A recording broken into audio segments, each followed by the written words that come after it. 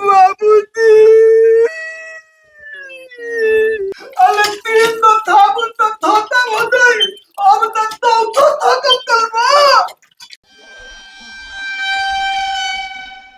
का कहले? 3 गो साबुन खत्म हो गई। सुन, 3 गो साबुन खत्म होके चाहे 4 गो, बाद गोर होखे के बाद तो होखे के बाद। अरे तो नहाई तो बोतुला थोला हो जाई। जब कहानी एक बार गोर होके के बाद तो होखे के बाद। अल्लाह दिल चलो बाबू चलो। अब रहे दीजिए, स्नो पाउडर लगाई तो बेटा हमारा गोर हो जाए। गोर हो जाए। साला हमरा आज तक इहे ना बुझाई कि हम गोर तू गोर तो ई ससुरा करिया कैसे हो गई।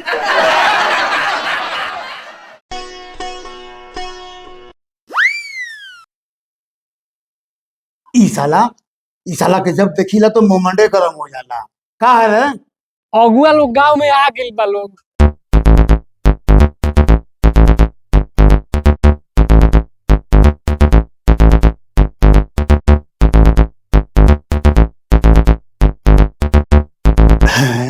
जल्दी से तैयार हो जी लोग, पहुँचते हुई लोग। खा लिया कुछ गरम नहीं आ जाई। भैया राम सुभग जी के घर कौन पड़ी? हाँ चल। अच्छा गलिया में भीड़िए बना। भीड़िए बा चल चल। भुलाए के जगह नहीं। अच्छा हाँ जाओ जल्दी से लेके आओ। ठीक बा। चल भाग जल्दी से।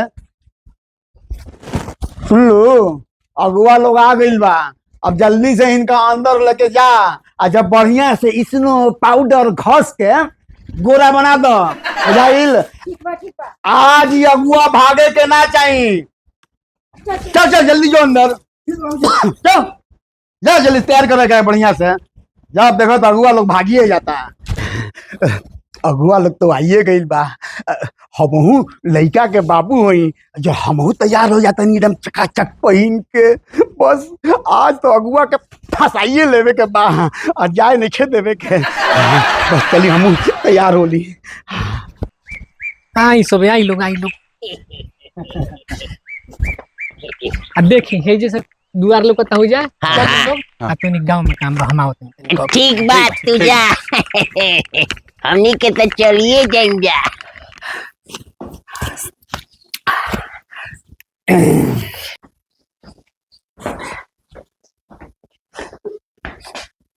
ई ततला तला बाबूजी तोहले अदुआ आवत हन ती हमार। अरे अरे तहरे अगुआ आवत रन सा मालूम बा। तैयार हो का जाते नहीं दुआरी पे हम। दा 1 2 3 4 5 6 7 8 9 बस बस बस बस। अरे ज्यादा से ज्यादा 2 आमदी हुई हन ना तो 1 आदमी और हुई। 3 आमदी खाती तो एकदम ठीक बा। एकदम सही बा। सब इंतजाम एकदम फिट बा। बस अब अगुआ के जाए नहीं खेत देवे के। और सुनो बबुआ के जरा एकदम बढ़िया से सिखा दियो कि कम बोली है। देखो देखो ये अगुआ वापस ना जाए के चाहिए। एकदम ओकर ब्याह कर ही देवे के बाप की बारी।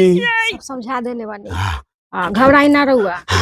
एकदम व्यवस्था ठीक बा ना? एकदम व्यवस्था ठीक कैले बाड़ू एकदम बहुत बढ़िया। अब जल्दी से अंदर जा। लागत है कि वो लोग आए वाला बा। अब माई अले जल्दी आओ जल्दी थदा अब तो आ दियो तब थदाई बू। लड़का का पहले स्नो पाउडर लगा।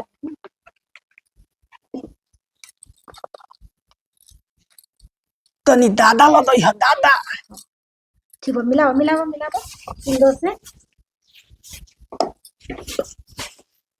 दूर हो दनी नो। खूब गोल हो गला कि लड़का के बाल झाड़ जाबा तनी। आज तो हम राजकुमार बना दे हम बेटा के। तनी स्टाइल में धलिया स्टाइल में। हाँ स्टाइल में देखी तनी। कितना नीक लगा तो मन बाबू बा। को नजर ना लगे टीका लगा। स्वागतम सुस्वागतम, आई आई आप तो पधारी। कोई नहीं अब का घर में घुस जाए। अरे ना जी, बैठी बैठी पधारी। आज तो हम धन हो गई नहीं। आवे में देर तो ना नहीं भइल हो। एकदम ना जी, एकदम ठीक टाइम पे बानी जा। हम हमेशा टाइमे पर चलीला। काहे कि टाइम पर अगर ना चलनी नो तो पंडित जी के खीस सातवां आसमान पर चल जाए। खतरा देख के ताकि खतरा ना हो जाए, यही चलते समय पे चले नहीं। अरे बाबुआ तू हो जाता है, लजा मत आवा। वाह वाह वाह, अरे वाह वाह, बैठ बैठ। बड़ा आवे से पहले हाँ। राउत खेत, हाँ। खलिहान, हाँ। दौर, दुकान, मकान कुल देख के ओनी हाँ। अच्छा अच्छा अच्छा अच्छा चौनेश्वर ठाकुर कुल बता देले हाँ। लड़का। यहाँ के लड़का है। अच्छा अच्छा अच्छा, जी, जी। का नाम बा बेटा तहार? इनका नाम लंगटुआ हो। ऐसे नो 12 साल तक कमर लइका कपड़े ना पहन। यही चलते हम ही इनका नाम लंगटुआ रखे रहे। बड़ा बढ़िया नीक नाम रखले बनी जा। जी, जी। बहुत बढ़िया बहुत बढ़िया, एकदम जी जुआ गई। माई अब बुझाता हमार बियाह हो जाई और दुवन तो पसंद आ जाई। अब हीलो लादे लतती। ए माई अब फला लावा ले वा। लो लो। अब तो दुआ पथने तली हथन। दा। अब माई फिट लादा तनी नु। बहुत सुंदर लागत रहे बउआ। कुछ नहीं नु, एकदम दौड़े खाती लोग मंगेले बनी। ले बेटा ले बाबू ले।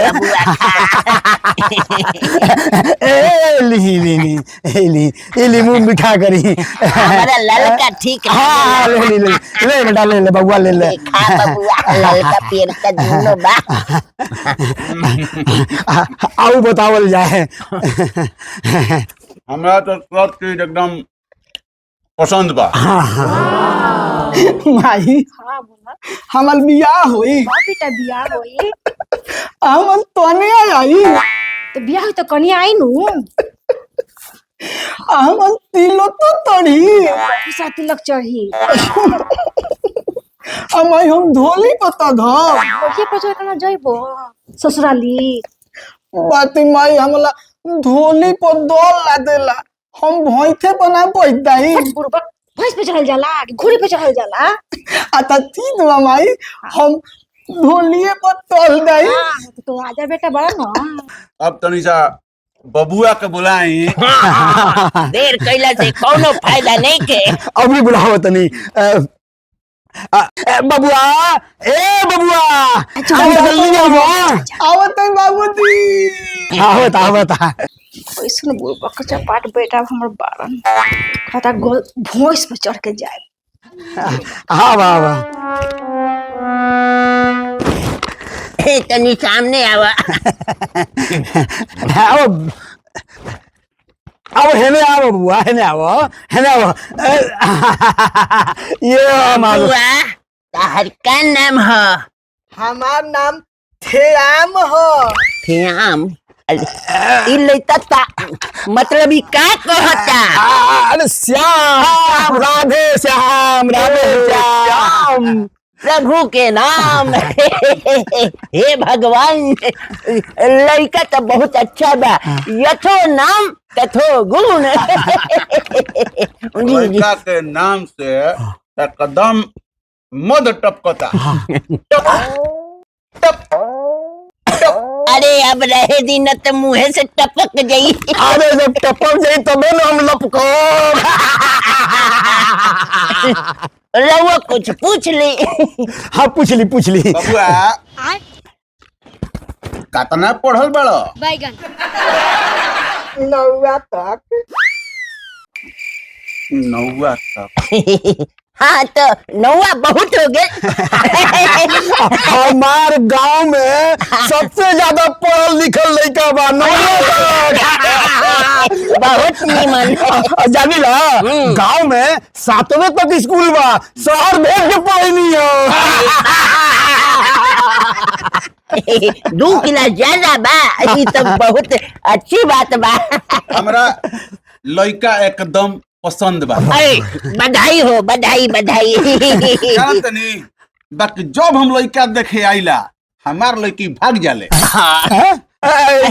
मजाक अरे महाराज दौड़ में। जब कहीं ब्याह करे जाइला तो हमार लड़की कभी 100 मीटर में भाग जाले, कभी 200 मीटर में भाग जाले। अब की आइल बनी तो हमार लड़की मैराथन में भाग गई। अभी समझ जाई कि बियाह होने के बाद बबुओं के भागे के पड़ी, भागे के पड़ी। भागी भागी गुल्ली डंडा खेलते रहे तो बहुत तेज भागते रहे। पंडित जी हमारा सब चीज पसंद बा, तो दान दहेज के बारे में भी बातचीत हो जाए।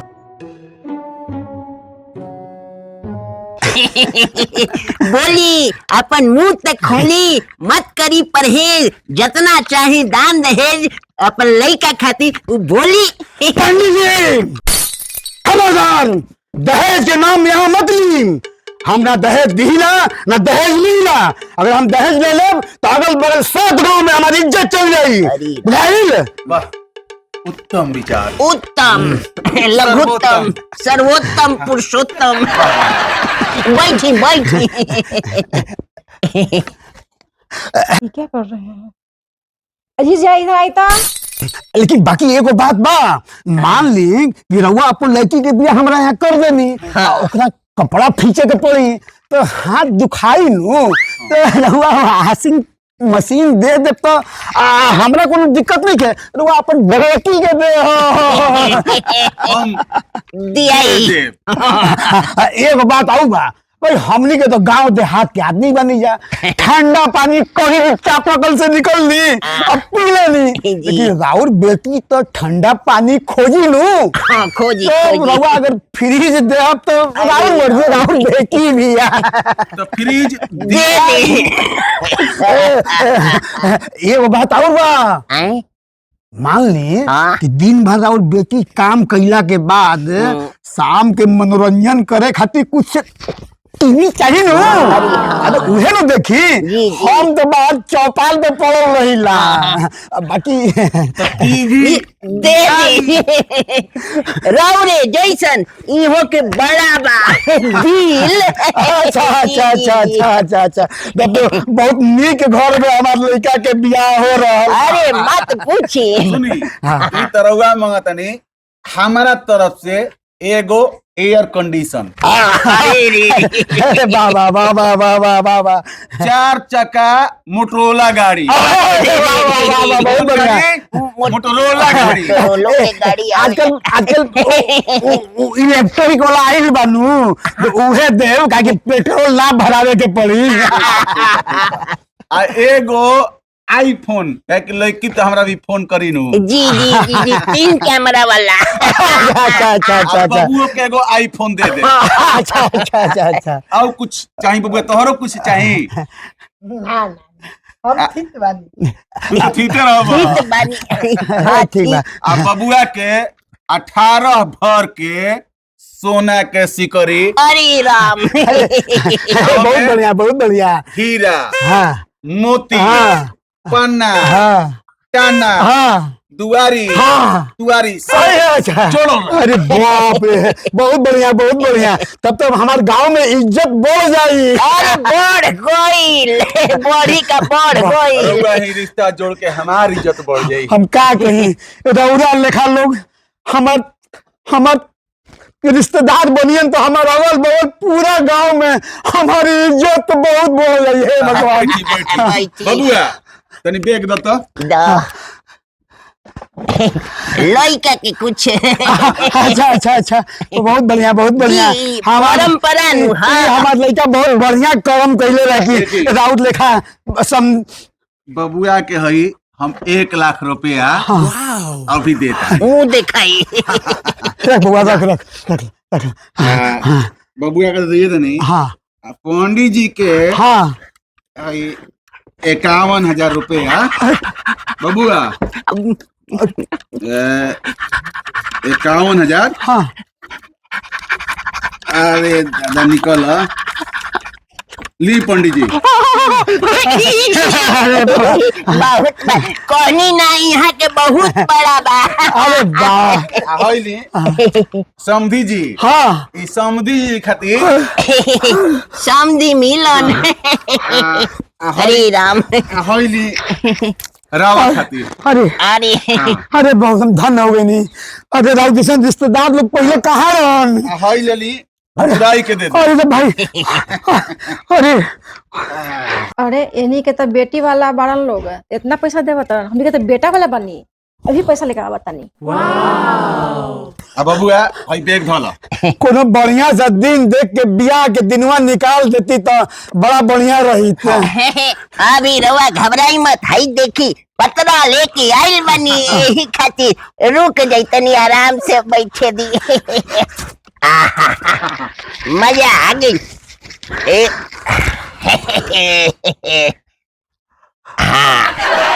देखी देखी रुकी रुकी तनी। बढ़िया दिन देख के अरे निकाली। बढ़िया दिन देखे खातिर बढ़िया से सजे के पड़े। खाली खाली बारात वाला दिन एतवार ना पड़े के चाहिए। हमार बहुत कुलमान हो। इतवार के मान एतवार ना पड़े के चाहिए। सोमवार हमार कुलमान हो। तो एतवार और सोमवार छोड़ के कौनो दिन निकाल दी। अरे कौनो दिन होके कौनो मान होके सब भगवान माने तो का सोचे के बा। पतरा निकल गई बा, जतरा बन जाई।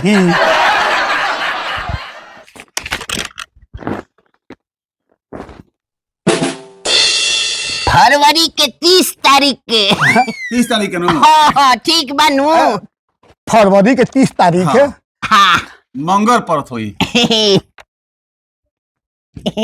जी जी जी मंगलवार बा। फरवरी के 30 तारीख मंगल परता। अब की बार दिन बड़ा होता तो फरवरी में एक दिन और जुट गई होत। अच्छा ये हम बात जानी बा। है रउआ इहे हाँ, वही हम सोचत हम। सोचनी कि 29 तक होला ना तक। 30 फरवरी के एकदम मंगल है। अच्छा अरे मंगल के दिन सब मंगल हुई। जय हो जय हो जय हो।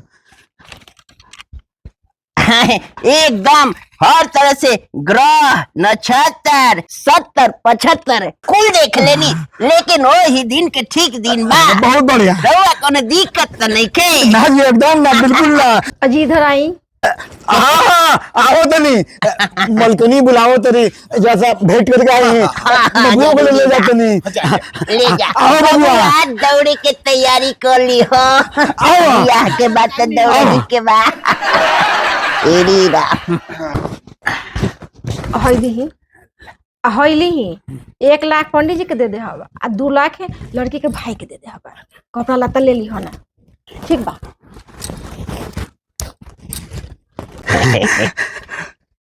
कुल तो फाइनल हो ये गई।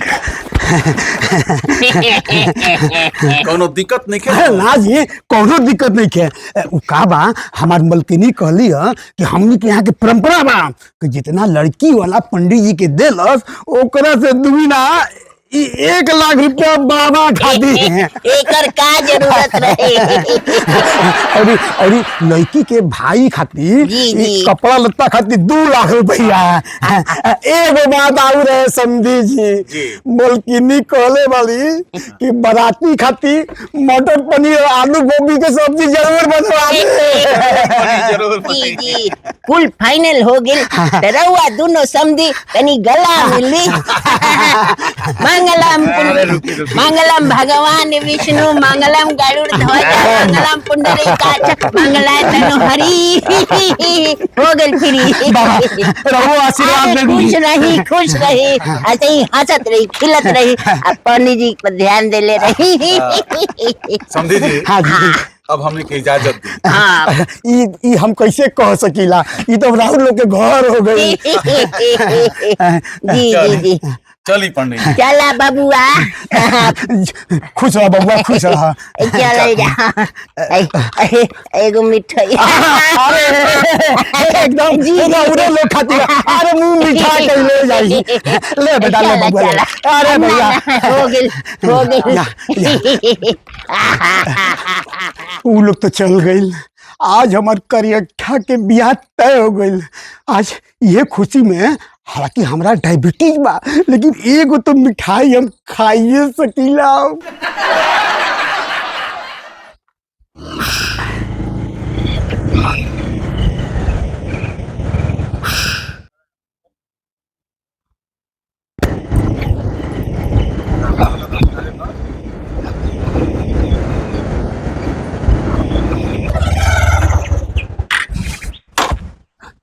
रोज से को बात पूछेगा है। हाँ पूछे। हई दू जना के देखनी है का? 420 हाँ ये तो गइले आजा राम सो घर है।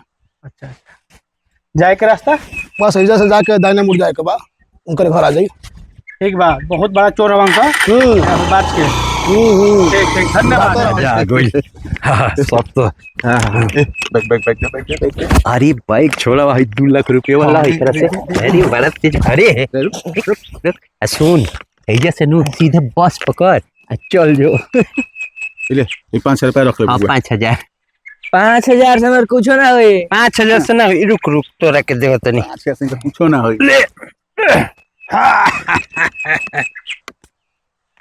ई कैसन नोट बा? ई कैसन नोट बा? तू कलाकार छोट बारे तो छोट रुपया देनी, शाहरुख खान भइल बारे का? आई चाही 1 लाख। चल भाग सुन सुन सुन, चल पोखरी से बस पकड़ के अपना माई भी चल जा। भाग भाग अइले पार्टनर बने। पार्टनर अरे मजा आ गया। ये मोरा बबुआ के नजरी लगाई है, उनके अखिया में टेकुआ घुसाई, उनके अखिया में टेकुआ घुसाई। जे मोरा बबुआ के नजरी लगई है, उनके अखिया में टेकुआ घुसाई, उनके अखिया में टेकुआ घुसाई। जे मोरा बबुआ के नजरी लगाई है, तो यहाँ पर जाली नोट का कारोबार चलता है। बाबूजी पुलिस कुछ समझनी ना हजूर। समझली ना? कि जितना नोट बिखरल बा ये सब जाली है, और हम इस जुर्म में तुम तीनों को गिरफ्तार करते हैं।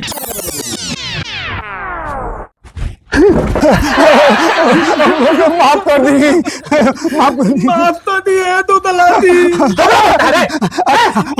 अरे एक चाम के जीव जन्मे से लटपटाइल बा हजूर।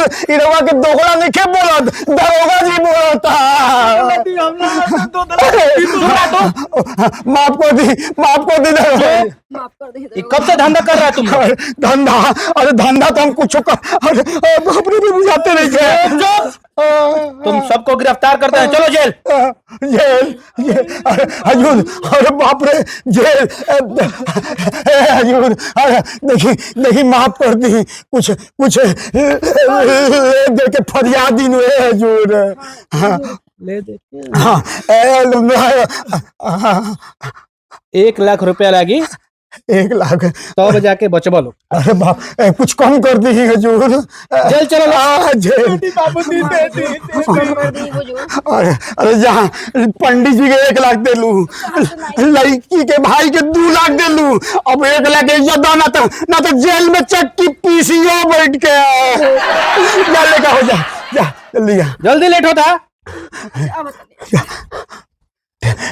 हजूर हमनी के बहुत सीधा आदमी बनी जा, गांव में बड़ी नाम हमनी के कभी गलती काम ना कोई नहीं हो आज तक। चुप रह तू। दोनों रहन सकते।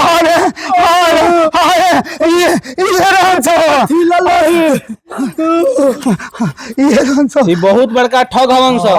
ठीक। अरे बाप रे, अरे सलाई तो चुप, वो से मतलब नहीं है। पैसा जेब में सुन लो, जितना नोट बा सबके जरा दिया लोग हाँ आज के बाद ऐसा गलती ना होके चाहिए ना ना दरोजी ना होई ना गलती मेहरबानी बाबू साला साला कितना मुश्किल से एगो अगुआ आइल है साला याद तय हो गइल है कोई गलती बा वो साला चालू निकलो और साला बुली बकरा गलती में मन से करो तक बाबे का बताई तो मैं हम तलिया बाई तो एमे हमार ताता थुल बा लादत अब हमरा हाले हल्दी ना लादी उदात अब तलिया थाते बियाह ना होई